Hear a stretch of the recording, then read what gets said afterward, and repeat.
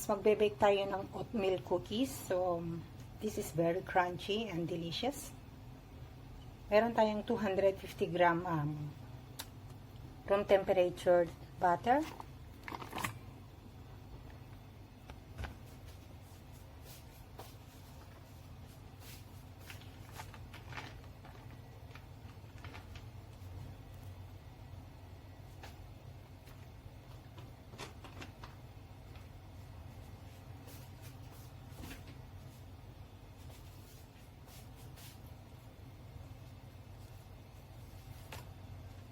And then, i-beat natin yan.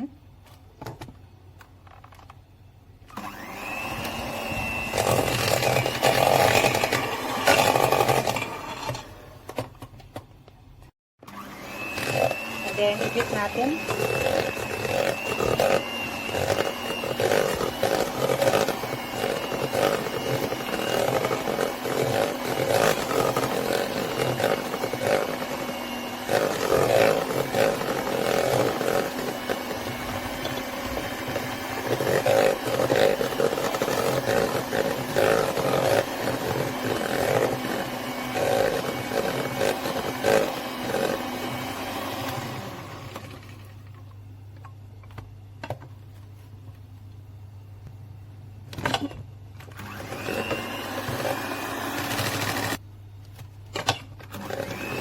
So, i-beat natin guys hanggang maging creamy siya.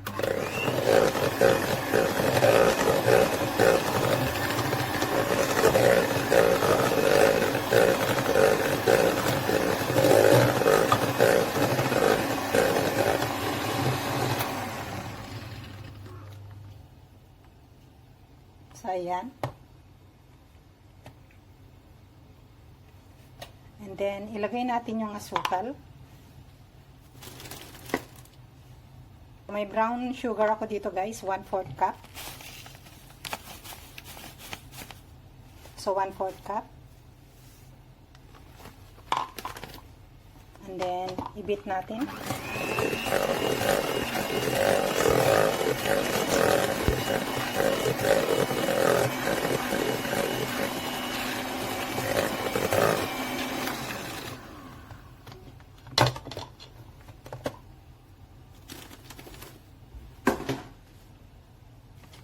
And then 1/4 cup white sugar.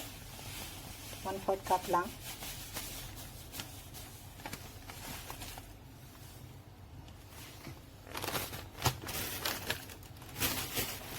And then i-beat natin ulit.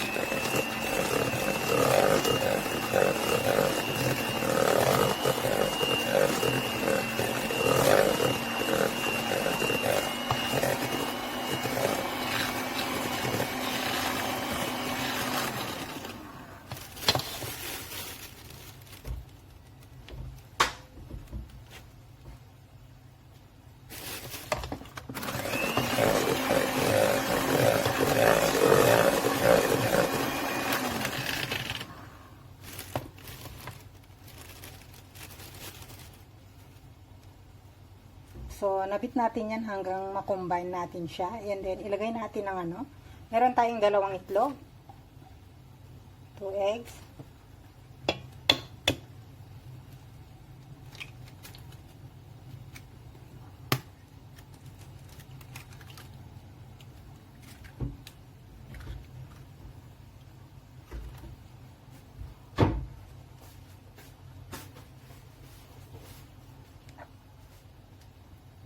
Then, meron tayong vanilla, 1 teaspoon.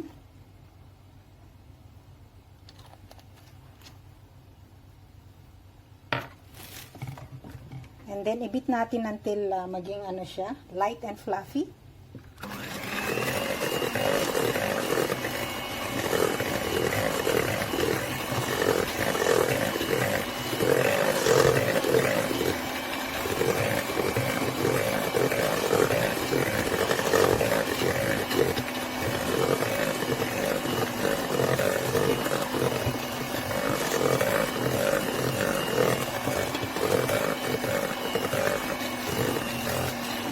So, ayan. Fluffy na siya.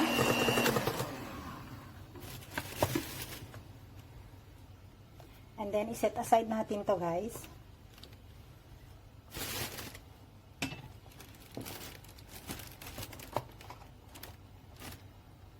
So, in a separate bowl, mix natin ng harina. 2 basong harina.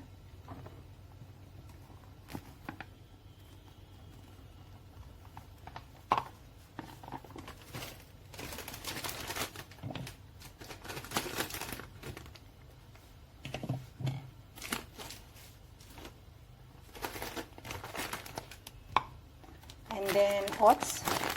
Rolled oats ang ginagamit ko, guys, kasi mas masarap ang rolled oats. 2 baso, 2 cups.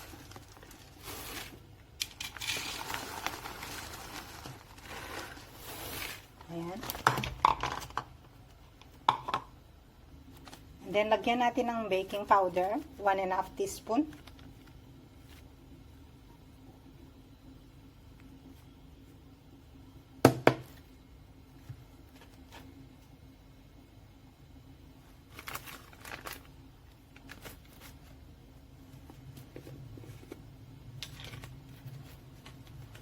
And then, lagyan natin ng ground cinnamon. 1 teaspoon.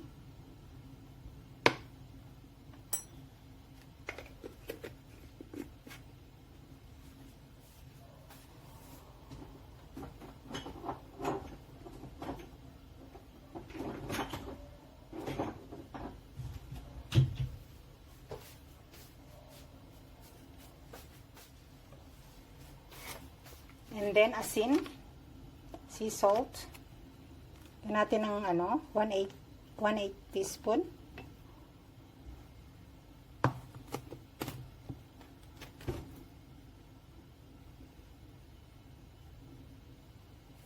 And then, i-mix natin.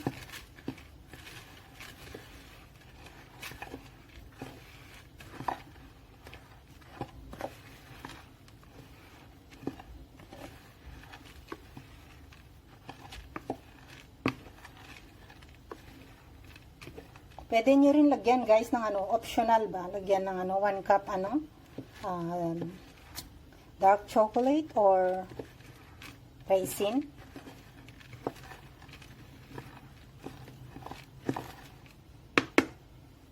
Pero lagyan ko siya ng guys, ng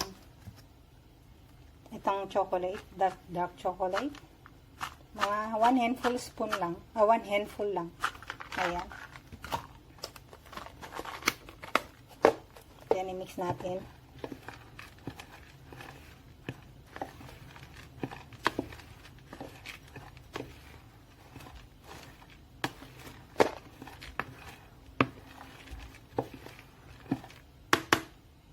And then, i-mix na natin sa ating dry ingredients, yung nabit natin kanina.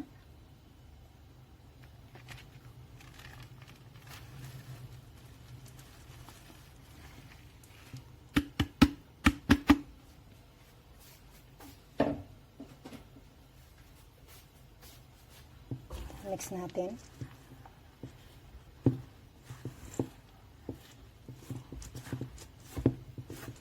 Masarap ito, guys. I-try nyo. Promise.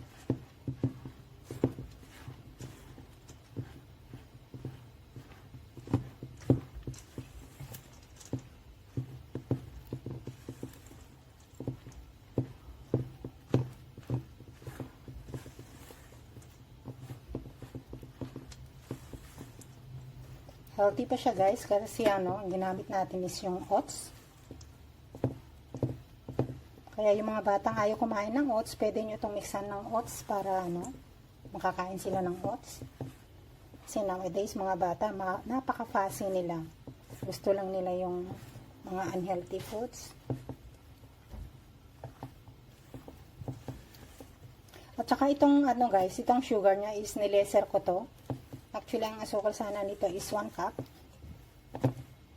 Inawasan ko ng half cup. Ayoko ng matamis.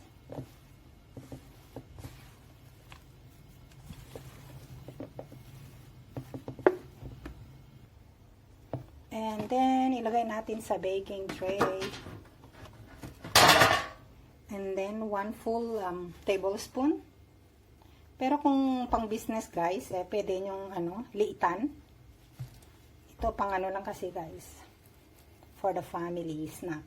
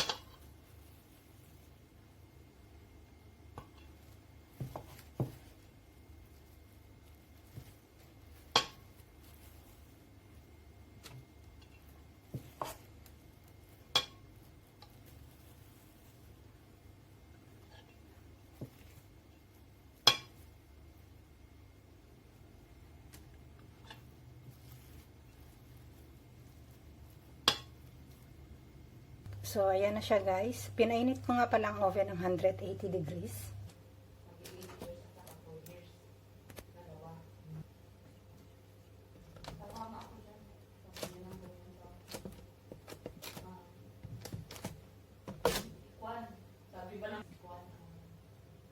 So, ayan. Ilalagay na natin sa oven. Preheat natin yung oven ng 180 degrees and then i-bake natin for 12 to 15 minutes. So, ayan. Dito ako sa kusina. Sarado. Pintuan. Binibake ko tong ano nga.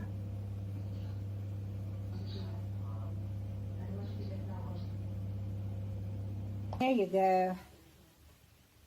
It's nearly done. So, ayan. Luto na guys. I-try natin. Mainit-init pa. Maya na natin i-try. Mainit pa siya. So, ayan na siya guys.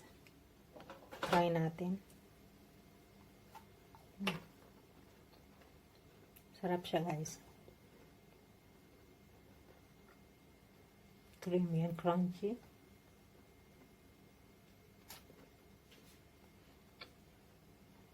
Parang meron siyang ano. Nyog. Sarap siya. Try my recipe guys. And creamy.